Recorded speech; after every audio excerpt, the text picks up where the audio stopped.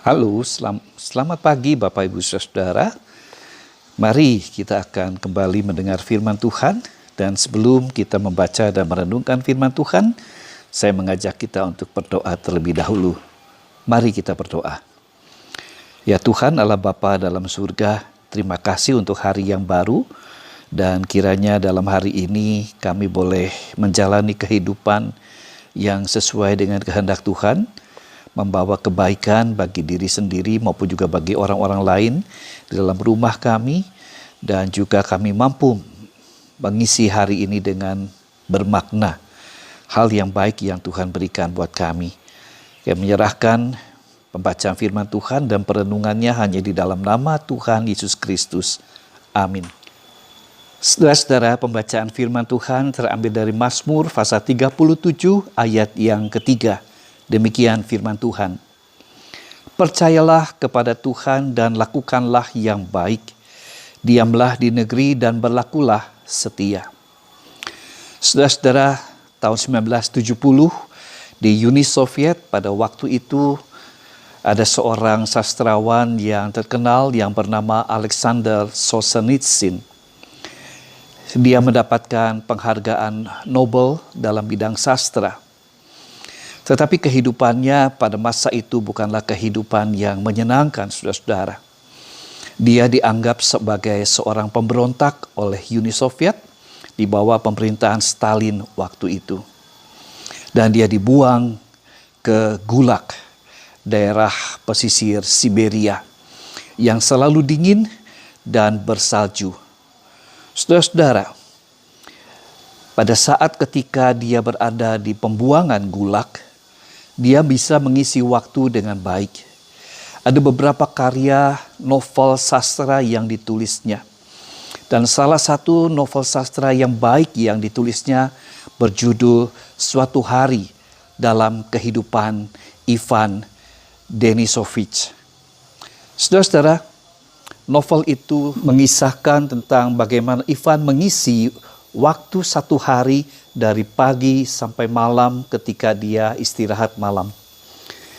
Mengisahkan tentang jam 5 pagi kira-kira, dia dibangunkan dari tidurnya karena dia mendengar keberisik, ributnya suara dentuman palu-palu dari rekan-rekan para tahanannya yang sedang mengerjakan membangun rel kereta api Trans-Siberia.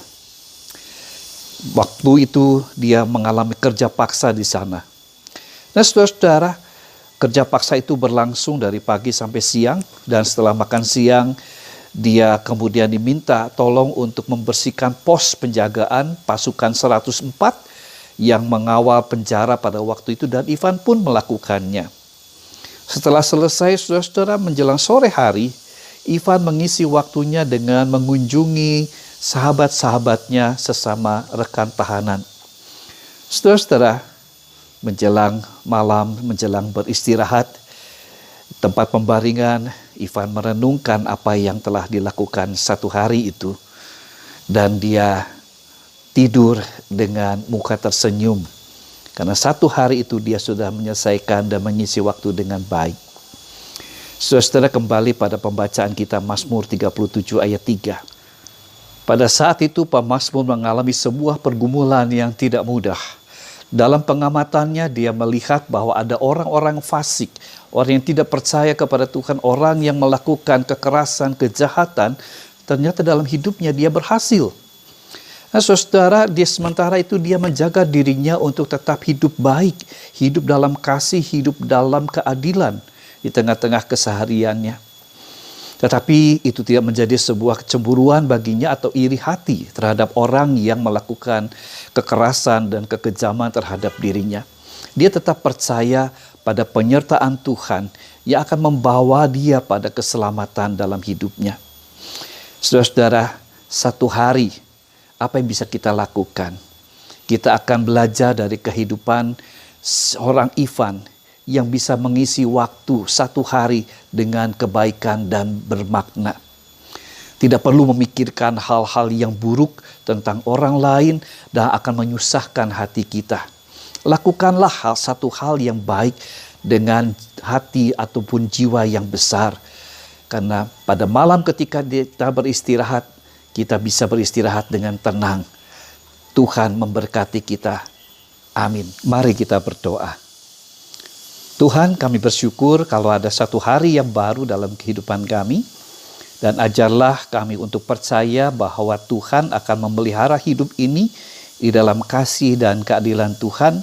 Dan kami juga akan membawa hidup ini mengisi waktu-waktu yang ada di tengah-tengah keterbatasan kami dengan hidup secara baik. Kegiatan-kegiatan yang kami lakukan hari ini, biarlah kami lakukan dengan sepenuh hati dan di dalam kasih. Sehingga orang-orang yang mengalami perjumpaan dengan kami, mereka juga dapat merasakan penyertaan Tuhan melalui perbuatan-perbuatan yang baik yang Tuhan berikan bagi kami. Terima kasih ya Tuhan, dalam nama Yesus Kristus kami berdoa. Amin.